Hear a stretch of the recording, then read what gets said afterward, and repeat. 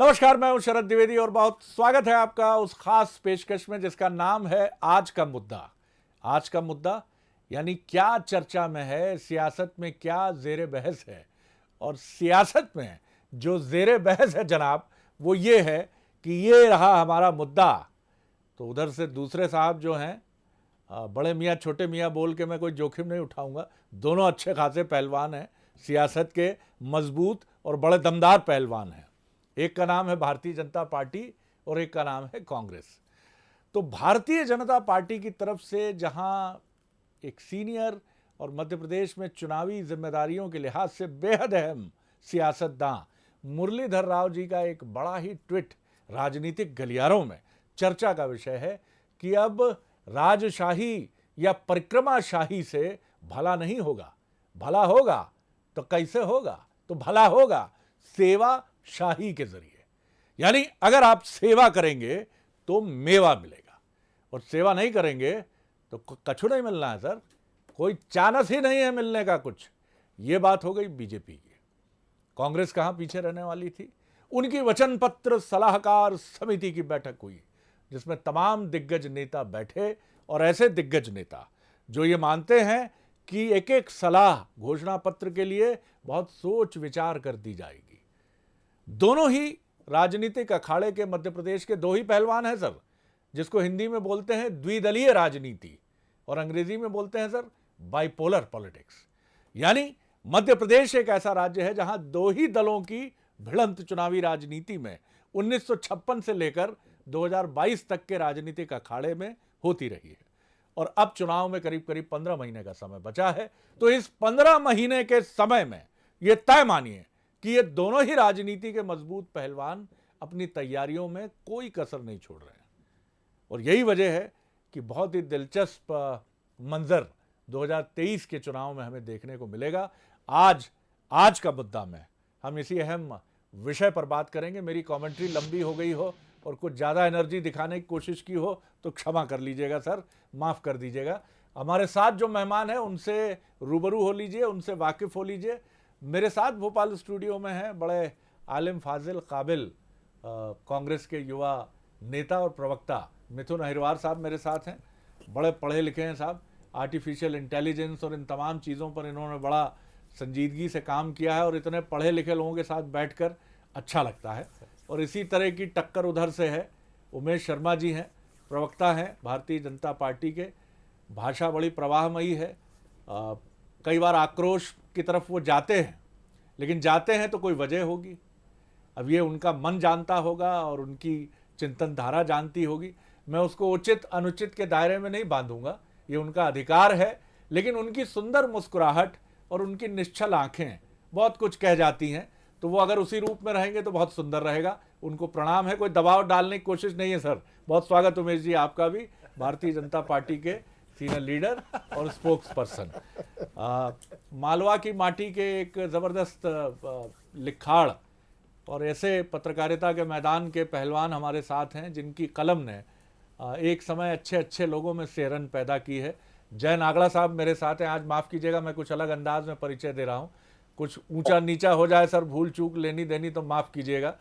तो जय नागड़ा जी हमारे साथ हैं, उनका भी मैं बहुत स्वागत करता हूँ। जय जी, एक तरफ हम सुन रहे हैं कि ना राजशाही चलेगी, बड़ा साफ है सर। बीजेपी में इतना साफ मैसेज देने की परंपरा मैं नहीं कहूँगा कम है, लेकिन ये बता रहा है कि बीजेपी कितनी गंभीरता से चुनाव को 2023 के ले रही है। बार बार चेताया जा रहा है भ्रम मत पालिए, भ्रम टूट जाएंगे। कोई सुनहरे ख्वाब मत रखिए कि चापलूसी परिक्रमा इन सब से भला होगा। जो जनता की अपेक्षा की कसौटी पर खरा उतरेगा वही हमारा इकबाल बुलंद करेगा। और कांग्रेस भी वचन पत्र सलाहकार समिति साहब एक एक चीज ठोक बजाकर तय की जा रही। किस तरह देख रहे हैं आप दोनों ही राजनीतिक दलों की तैयारियों? मुझे लगता है कि ये बहुत अच्छे संकेत हैं। राजनीति में जिस परिष्कृत राजनीति की हम बात करते हैं, अच्छे लोगों को आना चाहिए, ऐसे लोगों को जिन्होंने समाज में काम किया है, निष्ठावान लोग जो सेवा के समर्पित है। तो कहीं ना कहीं हम उस दिशा में बढ़ रहे हैं और ये बहुत अच्छे संकेत हैं। ये यदि बीजेपी, हालांकि बीजेपी में ये शुरू से रहा है कि वहां पे बहुत सामान्य से कार्यकर्ता को मौके मिलते रहे हैं, चाहे वो पार्टी या संगठन के पद हो या विधानसभा या लोकसभा के वो हो। तो वहां पर तो हमेशा बीजेपी कैडर बेस्ड पार्टी रही है और वहां पर आम कार्यकर्ताओं को टिकट मिलते रहे हैं। और लेकिन ये बात भी सही है कि बीच में जब बीजेपी जब 2 सीटों पे सिमट गई थी, तब उसको चेहरों की तलाश थी कि कौन से चेहरे हैं जो वोट खींच सकते हैं और किस तरह से बीजेपी सत्ता में लौट सकती है। लेकिन आज की स्थिति में बीजेपी इतनी मजबूत हो गई है कि पार्टी का सिंबल इंपॉर्टेंट हो गया है और ये उसका आत्मविश्वास है कि वो अच्छे चेहरों को, चाहे वो फाइनेंशियली, पहले तो ये बहुत महत्वपूर्ण होता था कि कौन पैसा लगा सकता है चुनाव में, कौन खर्च कर सकता है, उस आधार पर लेकिन अब पार्टी आर्थिक रूप से इतनी संपन्न हो चुकी है कि मुझे लगता है कि ये क्राइटेरिया नहीं रहा। तो जी निश्चित रूप से अब अच्छा कैंडिडेट, अच्छा प्रत्याशी, ये पार्टी की प्राथमिकता हो गई है। और बिल्कुल। मुझे लगता है कि कांग्रेस में भी इस तरफ जाना चाहिए। और देखिए, ये कहीं ना कहीं ये एजेंडा तय करने में हम आप बात कह रहे हैं, ये सही है कि मध्य प्रदेश में द्विदलीय है, कांग्रेस और बीजेपी की। लेकिन आम आदमी पार्टी जिस तरह से पंजाब में, दिल्ली में आई है, कहीं ना कहीं उसने ये संकेत दिए हैं कि लोग बहुत पेशेवर नेताओं से या उस तरह के नेता राजनीति से ऊब जी चुके हैं। जी उन्हें जी नए चेहरे चाहिए, तो कहीं ना कहीं उसके बिल्कुल। प्रभाव से ये जी बिल्कुल जय उतार। जी, मैं लौटता हूँ आपकी तरफ, लेकिन ये हमारे दोनों महानुभाव दलों पर है कि वो अपनी खासियत को बना कर रखें, जिससे बाहर से आने वाला कोई आम मध्य प्रदेश में खास ना बन जाए। इसका ख्याल रखना बहुत ज़रूरी है। मैं एक टिप्पणी लूँगा मिथुन अहिरवार साहब की, उसके बाद फिर उमेश जी से मुकम्मल जवाब की तरफ चलूँगा, पहले राउंड के मुकम्मल जवाब की तरफ। मिथुन जी, तैयारी बड़ी मजबूत चल रही है आपकी भी, और भारतीय जनता पार्टी तो आप जानते ही हैं आपकी मजबूत प्रतिद्वंदी है। चुनाव में बड़े आपके नज़दीकी मुकाबले होते रहे हैं। ये अलग बात है कि सफलता का प्रतिशत बीजेपी का बहुत तगड़ा है, लेकिन दोनों ही पार्टियां कोई कोर कसर नहीं छोड़ रही हैं। सलाहकार समिति, दूसरी तरफ ये साफ मैसेज कि कोई परिक्रमा नहीं। बहरहाल आप अपनी पार्टी की बात करिए, किस तरह देखते हैं आप? देखिए शरद जी, भारतीय जनता पार्टी में सच बोलने वाले नेता बहुत कम है। तो मध्य प्रदेश का सौभाग्य है कि पी मुरलीधर राव जी जैसे नेता आते हैं और अपने लगातार बयानों से भारतीय जनता पार्टी की सच्चाई को बयां करते हैं। चाहे वो इस बात को कहते हैं कि ब्राह्मण और बनिए जो हैं वो हमारी जेब में है एक वोट बैंक के तौर पर, चाहे वो इस बात को कहते हो कि 4-5 बार के विधायक हैं वो गैर लायक हैं, भारतीय जनता पार्टी में ऐसे लोगों को पद दे करके रखा है। और अब का हालिया बयान, न राजशाही न परिक्रमाशाही, अब चलेगी सेवाशाही। मतलब अब तक सेवाशाही भारतीय जनता पार्टी में नहीं चल रही थी, अब तक राजशाही चल रही थी और अब तक ये जो है परिक्रमाशाही चल रही थी। परिक्रमा करने वाले नेताओं को आगे बढ़ाया जाता था, राजशाही वाले नेताओं को हमने देखा कैसे प्रीवियसली दूसरी पार्टी से ला करके भी उनको वापस सत्ता में अधिकार दिए गए। खैर, आपकी पार्टी का विषय, आप जो चाहें कर सकते हैं। विषयों और मुद्दों को लेकर के हमारी पार्टी चुनाव की तैयारियां कर रही है। हम अपने मैनिफेस्टो की तरफ जा रहे हैं। हम मध्य प्रदेश की जनता के लिए सोच रहे हैं कि यदि हमने 100 रुपए में 100 यूनिट बिजली की थी, तो क्या हम आने वाले समय में इसको 200 यूनिट तक कर सकते हैं। हम मध्य प्रदेश की जनता के लिए सोच रहे हैं कि हम मध्य प्रदेश में किस तरीके से अपने फायदे में कमी करके जनता को जो 1000 रुपए का सिलेंडर मोदी सरकार ने कर दिया है, उसमें कमी ला करके कैसे जनता को राहत पहुंचाई जाए। हम ये सोच रहे हैं कि कैसे वैट में कमी करके पेट्रोल डीजल के दामों में जनता को राहत पहुंचाई जाए। हम ये सोच रहे हैं कि किसानों का कर्जा कैसे माफ किया जाए ताकि उनकी जो आत्महत्या करने की कगार पर वो लोग पहुंच रहे हैं उस तरफ हम लोग हम ये सोच रहे हैं कि कैसे मध्य प्रदेश के युवा को आर्टिफिशियल इंटेलिजेंस का हब कमलनाथ जी ने बनाने की बात कही थी, कैसे सॉफ्टवेयर कंपनीज को यहां पर लाया जाए, कैसे उनको रोजगार दिया जाए। भारतीय जनता पार्टी का भी विचार यही होना चाहिए, क्योंकि भारतीय जनता पार्टी की सरकार को 2018 में मध्य प्रदेश की जनता ने चुना नहीं था। येन केन प्रकरण और किस कारण ये सरकार आई वो सब हम लोग जानते हैं। लेकिन जब ये सरकार गिराई जा रही थी सिंधिया जी के द्वारा, उन्होंने एक बात कही थी कि कथित रूप से कांग्रेस के जो वादे पूरे नहीं हुए उनको मैं पूरा कराऊंगा। तो कांग्रेस के कथित रूप से जो वादे नहीं पूरे हुए वो एक मैनिफेस्टो, और भारतीय जनता पार्टी ने जो दृष्टि पत्र डाला था वो दूसरा मैनिफेस्टो। इन दोनों मैनिफेस्टो को पूरी कराने की जिम्मेदारी भारतीय जनता पार्टी की है। बेहतर होगा कि भारतीय जनता पार्टी की सरकार उस ओर अग्रसर हो, क्योंकि अगर आप ये कहते हैं कि हम सेवा करने वालों को टिकट देना चाहते हैं तो बहुत अच्छी बात है, मैं स्वागत करता हूं, लेकिन सेवा तभी मिलेगी जब जनता को उसका फायदा महसूस होगा। आपने कहा था रोजगार देने की बात, आपने कहा था महंगाई को कम करने की बात, आपने कहा था प्रदेश में अपराधों को कम करने की बात। रोजाना की जो आपकी जो सरकार चल रही है उसमें ये बातें नजर नहीं आती। बेहतर होगा इन बातों को पूरा करके आप जनता के बीच जाए। कैंडिडेट आपके कोई भी हो सकते हैं। उमेश जी, अब आपकी बारी है, क्या कहेंगे? आपने दोनों ही हमारे तटस्थ प्रेक्षक जय जी और आपके अभिन्न मित्र कांग्रेस के साथी दोनों को सुना। जी उमेश जी, आपका उत्तर प्रतीक्षित। जी उमेश जी। सर। शरद जी, मुझे लग रहा है कि आज की डिबेट के केंद्र में जो है वो मुरलीधर राव जी भाई साहब का ट्वीट है। जी। तो ये बात भारतीय जनता पार्टी में पहली बार कही गई हो या किसी नेता ने पहली बार कहा है, ऐसा नहीं है। भारतीय जनता पार्टी की अपनी कार्य पद्धति में ये गुण वैशिष्ट शुरू से शामिल है। और भारतीय जनता पार्टी, मुझे लगता है कि एक ऐसा बिरला राजनीतिक संगठन है कि जहां पर एक बूथ का अध्यक्ष भी एक समय जाकर राष्ट्रीय अध्यक्ष बन जाता है। या भारतीय जनता पार्टी के संगठन का यह वैशिष्ट है कि एक छोटे से गांव जेठ से चलकर आता है, सामान्य से किसान का बेटा, और मध्य प्रदेश की राजनीति का धूमकेतु बन जाता है और ध्रुव तारे की तरह मध्य प्रदेश की जनता उसको सिर आंखों पर बैठाती है और लगातार 30-35 साल तक वो मध्य प्रदेश की राजनीतिक फलक के ऊपर अपना प्रकाश बिखेरता रहता है, आलोक बिखेरता रहता है, और उसी विश्वसनीयता के साथ और उसी प्रामाणिकता के साथ। तो भारतीय जनता पार्टी में तो मुझे लगता है कि जमीन से जुड़े हुए जो प्रतिबद्ध कार्यकर्ता है उनके साथ न्याय करने का भाव हमेशा शामिल रहा है। अब जो मुरलीधर राव जी ने कहा है, लगभग उसके निहितार्थ भी वही है कि सेवाशाही को भारतीय जनता पार्टी ने हमेशा जो है वो प्राथमिकता दी है, प्रमुखता प्रदान करी है। 24 टंच खरा, ये भारतीय जनता पार्टी के कार्यकर्ता का आधार होता है। जांचा परखा खरा, ये भारतीय जनता पार्टी के कार्यकर्ता का आधार होता है। भारतीय जनता पार्टी का जो कार्यकर्ता होता है शरद जी, उसका जनता से एक स्वाभाविक रूप से जुड़ाव होता है। और वो जुड़ाव कैसे तय हो जाता है? क्योंकि भारतीय जनता पार्टी में जो प्रशिक्षण होता है, पन्ना प्रभारी का दायित्व दिया जाता है, पेज प्रभारी से वो अपनी राजनीतिक यात्रा को शुरू करता है, फिर उसको लगता है कि मुझे बूथ का प्रमुख बनना है, तो उसके लिए वो पेज प्रभारी के नाते अपना काम जो है वो 100% करने का प्रयास करता है। बूथ प्रभारी के बाद उसको वार्ड का दायित्व मिलता है, वार्ड के बाद मंडल का, क्रमशः फिर वो जिले में जाता है, प्रदेश में जाता है, विभिन्न प्रकार के दायित्वों का निर्वहन करता है। और अंततः कहीं ना कहीं वो भारतीय जनता पार्टी की ये जो पावन अविरल धारा चल रही है, जिसके केंद्र में पंडित दीनदयाल उपाध्याय फेंके गए,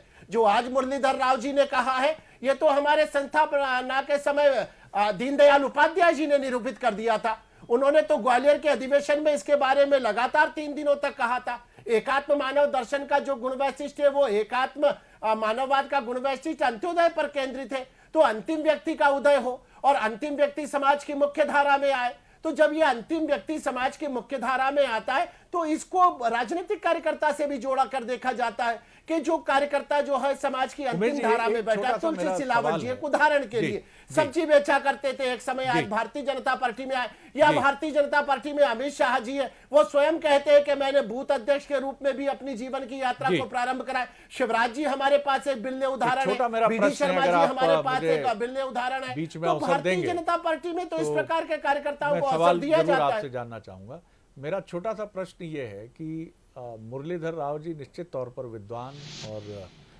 इस पद पर जिस गरिमा के साथ वो हैं, तो निश्चित तौर पर उनकी योग्यता चाहे किसी भी पार्टी में हो, इस पद पर आपकी योग्यता के बिना आपका पहुंचना संभव नहीं होता। लेकिन उन्होंने जो बातें कही हैं उसकी मैसेजिंग को तो हमें समझना होगा कि आपने, उन्होंने जब ये कहा है तो कहीं उन्होंने ये बताने की कोशिश की है कार्यकर्ता को कि ये तथाकथित अगर कहीं दुर्गुण किसी न किसी रूप में भारतीय जनता पार्टी में उनको भ्रम है या उनके मन में कहीं कोई परसेप्शन है या उनको कोई आशंका है कि चुनाव के समय, टिकट के समय कहीं ये राजशाही या ये परिक्रमाशाही काम आएगी, तो ये भ्रम दूर कर लिया जाए। मैं ये भी नहीं कह रहा हूँ कि बीजेपी में ये तथाकथित बुराइयां हैं, लेकिन उनका ये कहना ये तो बताता है कि कार्यकर्ता का भरोसा, कहीं कार्यकर्ता के मन में जो चिंता है उसे दूर करने की कोशिश है। बहुत 30 सेकंड में जवाब चाहूंगा आपका जी, दूसरा राउंड में फटाफट करना चाहूंगा इसके बाद। जी उमेश जी। जी सर जी, मुझसे ही पूछा है ना आपने? हाँ बिल्कुल उमेश जी, आपसे ही पूछा जी, फिर जय जी की शरद तरफ जी मुझसे है प्रश्न? हाँ बिल्कुल आपसे ही है उमेश जी, बिल्कुल शरद जी, मैं बात 30 सेकंड में जवाब देने का प्रयास करता हूँ और त्वरित जवाब देने का प्रयास करता हूँ। उन्होंने जो कहा है शरद जी, वास्तव में मैं आपकी बात से सहमत हूँ। मेरे जैसे असंख्य कार्यकर्ता है कि इस बयान से उनको आनंद की प्राप्ति हुई है और हमको लगा है कि हमारा संगठन आज भी उसी शुद्धता और सात्विकता के साथ है जिस शुद्धता और सात्विकता को लेकर इसकी स्थापना करी गई थी। तो कहीं ना कहीं हमारा वरिष्ठ नेतृत्व जो है वो इस शुद्धता का, इस सात्विकता का, इस निर्मल और इस निश्चल आचरण का आज भी पालन कराने के लिए प्रतिबद्ध है। और मुझे लगता है कि मुझे ऐसे असंख्य कार्यकर्ता है जिनको इस बयान से हर्ष प्राप्त हुआ है। और आखिरी बात शरद जी, आखिरी बात, चूंकि एक विचार आधारित राजनीतिक संगठन है पर है तो मनुष्यों का समूह, तो स्वाभाविक रूप से कभी कभी मनुष्यों की जो दुर्बलताएं होती है और मानवीय दौर्बल्य कभी कभी आ जाता है। तो मुरलीधर जी का कहना इतना था कि इस प्रकार का रंचमात्र का भी मानवीय दौर्बल्य आ रहा है तो इस मानवीय दौर्बल्य को दूर करा जाएगा और हम जैसा चलिए, शुद्ध सात्विक जी, प्रेम जी। ही हमारे संगठन का आधार है, उस आधार की जय जी। ओर हम बढ़ेंगे और मजबूती से बढ़ेंगे। जय जी, मुझे ये बताइए, एक बार बीजेपी के एक बेहद सीनियर लीडर से हमारी बात हो रही थी। उन्होंने कैमरे के सामने ये स्वीकार किया कि हम बहुत अधिक दबाव ले लेते हैं नैतिक पक्ष का, और कई बार इसका दबाव इतना ले लेते हैं कि हमको कहीं ना कहीं उसका नुकसान भी उठाना पड़ जाता है। कुछ प्रसंगों पर उन्होंने बात हुई, क्योंकि उन्होंने कहा, शरद जी, हम सिर्फ चाल, चरित्र और चेहरे की बात नहीं करते, हम उसको इम्प्लीमेंट करने के लिए भी पूरी कसर करते हैं। उन्होंने ये भी ईमानदारी से माना कि मैं ये नहीं कह रहा हूं कि हम 100% पूरी तरह से अमल कर लेते हैं उस पर, लेकिन हम उसका बहुत प्रेशर लेकर चलते हैं। क्या मुरलीधर राव जी ये निरंतर ये बात कह रहे हैं कि अब, क्योंकि बीजेपी में आप लगातार बयानों की फहरिस्त देखेंगे, तो जो दिल्ली से चलकर आगे बढ़ रही हैं, उसमें बीजेपी में एक नैतिकतावाद की स्थापना की भी एक बड़ी बेचैनी दिखती है कि कहीं ना कहीं कार्यकर्ता को लग रहा है कि 10 करोड़ की इस पार्टी में उसका मूल कार्यकर्ता ही जो है अपना स्वर कहीं खोता जा रहा है या उसकी आवाज कम हो रही है। तो ये क्या उसी की तरफ बढ़ते कदम है बीजेपी के? शरद जी, ये आपने बिल्कुल बात कही। देखिए, क्या हो रहा है कि पार्टी चूंकि लंबे समय से सत्ता में है, तो सत्ता के जो दुर्गुण है वो स्वाभाविक रूप से बीजेपी में भी आए हैं। यहाँ पे भी वो पावर पॉलिटिक्स, और वो अब जो कार्यकर्ता साइकिल पे चलता था वो अब स्कॉर्पियो में घूमने लगा है, और उसका वो ही सारा रंग ढंग कहीं ना कहीं उसी पैटर्न पे जा रहा है। और ये इससे कोई उमेश जी ने जो बात कही कि इसमें कोई दो राय नहीं कि ये सारा जो हम लोग आते हैं उसी समाज से आते हैं, चाहे राजनीतिक दल में है, चाहे पत्रकारिता में हो, चाहे कहीं भी हो, हम उससे उस सारी चीजों से अछूते नहीं रहते। तो कहीं ना कहीं वो पार्टी की जो मूल पहचान थी, जो पार्टी की पहचान थी कि सेव परमल खा करके साइकिल पे घूम करके ये कार्यकर्ता, लेकिन आज वो सेव परमल वाला कार्यकर्ता कहीं नजर नहीं आता। अब ये बात भी सही है कि वो जो उच्च नैतिक मूल्य, तो आपने जो बात कही, मैं थोड़ा सा एक पुराने संदर्भ में फिर चले जाऊं। मुझे भी एक बीजेपी के बड़े वरिष्ठ नेता थे, वो आप यदि उन्हें ध्यान हो, वो ज्यादातर मसल पावर वाले लोगों को ज्यादा प्रश्रय देते थे। उनका ये कहना था कि उस समय कांग्रेस के सामने टिक पाने के लिए ऐसे लोगों की जरूरत होती थी, तो जैसे खंडवा में भी एक पहलवान, या कई जगहों पर उन्होंने बहुत सारे पहलवानों को वो किया। लेकिन ये उस समय जरूरत पार्टी की ये थी कि कांग्रेस के सामने कम से कम एक कैंडिडेट तो खड़ा हो। फिर जब लोकसभा टिकट की बात आती है तो व्यापारियों को ढूंढा जाता था कि कौन जेब से पैसा लगा दे। तो पार्टी की उस समय की प्राथमिकताएं अलग थी। बस संक्षेप में थोड़ा जय जी, थोड़ा सा ब्रीफ करके, जिससे मैं फटाफट उत्तर ले सकूं। जी जी। मुझे लगता है कि उस समय पार्टी की प्राथमिकता ये थी किसी तरह सत्ता में आ जाए, किसी तरह चुनाव लड़े। आज क्योंकि पार्टी सत्ता में आ चुकी है, तो निश्चित रूप से वो अपनी छवि को लेकर के ज्यादा चिंतित है, और ये यदि करती है तो ये अच्छी बात है, कोई ये बुराई बहुत नहीं। अच्छी बात है। और मुझे हॉलीवुड की कुछ फिल्में याद आती हैं जिसमें कई बार मशीन वर्सेस मैन की लड़ाई को बहुत खूबसूरती से दर्शाया गया है, क्योंकि मनुष्य की सत्ता ही सर्वोच्च सत्ता है, और वो सत्ता मानवीय सत्ता है। सत्ता शब्द भी हटा दीजिए, अगर उसकी स्थापना है तो उसकी मनुष्यता की वजह से वो इस प्रकृति में सर्वोच्च पायदान पर स्थित है। लेकिन आप कोई भी तंत्र भी कई बार जब लगातार उसको मालूम है कि उसको जीतना है, आगे बढ़ना है, लोकतंत्र में तो यही महत्वपूर्ण है, जनता की सेवा का एक ही तरीका है, चुनाव जीतना आपके लिए जरूरी है, तो वो कहीं मशीन जैसे तौर तरीके अपनाता है। लेकिन जब उसे लगता है कि हाँ मनुष्यता भी फ्रीज हो रही है, तो वो फिर बेचैन होकर मनुष्यता की तरफ बढ़ता है। आप क्या कहें? माफ कीजिए, मेरी दार्शनिक व्याख्या फिर लंबी हो गई। जी मिथुन जी। आपकी इस व्याख्या को मेरे ख्याल से हम सब और दर्शक भी बड़ा एंजॉय करते हैं। लेकिन उमेश जी ने एक जो बात कही, उस बात में मैं जनता का ध्यान आकृष्ट करना चाहूँगा। लोकतंत्र में हमारी जो जिम्मेदारी है वो जनता के सामने सच परोसने की है।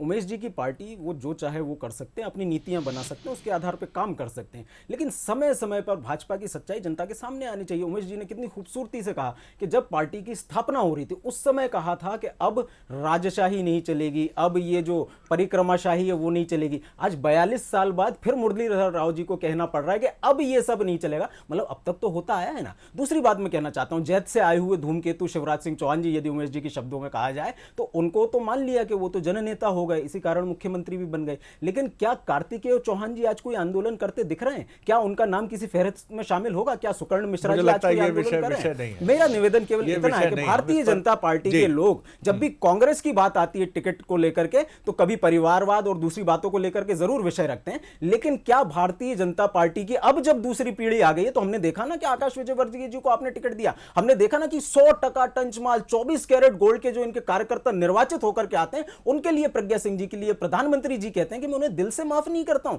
यह भी आपकी पार्टी की सच्चाई है, इस बात का भी संज्ञान जनता के पास है ही। हमारा निवेदन केवल यह है कि जब आप राजनीति में आए हैं तो आपका स्टैंड एक रहिए, समय के साथ मत बदलिए। कोई व्यक्ति विवाह करना चाहता है, नहीं करना चाहता, ये उसका निजी विषय है, उसका सम्मान होना चाहिए, लेकिन और कोई व्यक्ति अपनी संतान करना चाहता है, वो भी उसका निजी विषय है। लेकिन आप कहते हैं कि आपके जो दोनों प्रधानमंत्री हुए उनकी यदि कोई संतान नहीं है तो उनको आपने टिकट नहीं, जब है नहीं तो कहां से देंगे? आपकी पार्टी के जो नेता हैं, जितने भी लोग हैं, जितने भी लोग हैं, मैं केवल खत्म कर रहा हूं शरद जी, मैं केवल ये कह रहा हूं, जब आपकी पार्टी के पास परिवार के नाम पे दूसरी पीढ़ी तैयार हो जाती है, हर उस नेता को टिकट देते हुए आप अपने पिछले इतिहास को ध्वस्त कर देते हैं और नई नीति आप लोग भविष्य के लिए लागू कर देते हैं। इस हिपोक्रेसी से बचने की आवश्यकता है। मेरा निवेदन कंक्लूडिंग रिमार्क आपका, बहुत कम वक्त है मेरे पास, 30 सेकंड। जी उमेश जी। जी कोई कुछ नहीं, मैं तो शरद जी 15 सेकंड में खत्म कर देता, और मुझे लग रहा है कि मिथुन जी तो थोड़ा सा, मैं बोलना ही नहीं चाहता, मैं शरद जी 15 सेकंड में समाप्त कर देता हूं। हम इस धर्म युद्ध में पूरी नैतिकता रखना चाहते हैं, और हमको लगेगा कि लाक्षागृह का निर्माण हो रहा है तो हमारे संगठन का विदुर्भाव है, उसको ना चाहते हुए भी लोकतंत्र के इस महल के भीतर एक सुरंग खोदना पड़ेगी। हमको लग रहा है कि धर्म संस्थापना के लिए जो योद्धा मैदान में उतरे हैं उनका संख्या बल कम हो, पर उनका चूंकि पावन भाव है और उनके संकल्प भाव अच्छे से श्रेष्ठतमता के साथ विजित होना चाहिए, तो जब जब भी अनैतिकता के लाक्षागृह कांग्रेस पार्टी निर्माण करेगी तब हम विदुर्भाव से सुरंगे भी खोदेंगे। और कभी कभी होता है कि पार्टी में राजशाही चल रही है, आपकी पार्टी में सेवाशाही नहीं चल रही है, इसमें हमारे साथ भी करना पड़े, तो मुझे लग रहा है कि बहुत, लेकिन आपके एक शब्द ने के साथ मुझे लग रहा है कि आज का बयान हमको आनंद प्रदान कर रहा है। आपके एक शब्द ने हमें बड़ा आश्वस्त किया है। आपने नैतिक पक्ष की स्थापना की जो बात की है, वही जो पवित्र गीता कहती है कि धर्म संस्थापनाए, और धर्म यानी धार्येति धर्म, मनुष्यता की स्थापना ही धर्म है। धर्म का जो मूल उत्स है, जो मूल चरित्र है, वो ये है, उसका कहीं और कोई स्वरूप नहीं है। और नैतिक पक्ष, ऐसा कई बार प्रतीत होता है कि ये राजनीति की रपटीली राहों में इसका कितना अर्थ है, लेकिन नहीं साहब, इसका अद्भुत अर्थ है। और आप दोनों जितने नैतिक पक्ष की सबलता के साथ चुनाव में उतरेंगे, ये चुनाव का रण भी बहुत दिलचस्प होगा। बाकी बात सही है, लाक्षागृह जहां भी खड़े होंगे, किसी भी पक्ष के खड़े होंगे, विदुर नीति विद्यमान रहेगी और विदुर नीति भी अपना काम करेगी। लेकिन विदुर नीति तभी काम करती है जब लाक्षागृह खड़े किए जाते हैं। जो थोड़ा महाभारत को पढ़ते समझते हैं उनके लिए ये रेफरेंस ज़्यादा स्पष्ट करने की दृष्टि से महत्वपूर्ण होगा। मिथुन जी, बहुत अच्छा लगा मुझे कि बातचीत ने गरिमा और शालीनता के तटबंधों को उनके नज़दीक पहुंची कई बार, लेकिन आपने मर्यादा से उन चीज़ों को स्वीकारा और आप उधर गए। उमेश जी बहुत ही आज बहुत एक ऐसे स्वरूप में थे, बहुत आनंद आया। और जय जी ने हमेशा की तरह अपनी टिप्पणियों से हम सबको एक कहीं ना कहीं एक जर्नलिस्टिक अप्रोच के साथ सामने आने की कोशिश की। आप तीनों का बहुत शुक्रिया। नमस्कार।